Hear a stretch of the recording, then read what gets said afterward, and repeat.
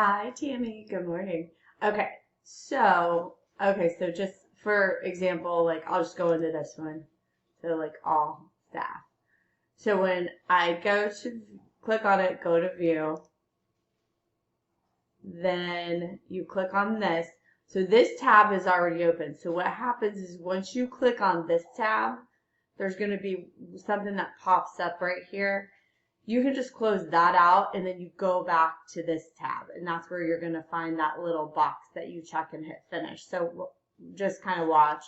So new one popped up, right? So that's going to give me all of like this stuff which we've already done. We don't need to do. So I just close this out, but if I go back to this one,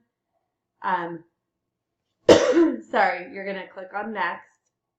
That's when that little box pops up, and you click that and then click finish up at the top. So you just have to go back to that tab and hit next. That's all you have to do.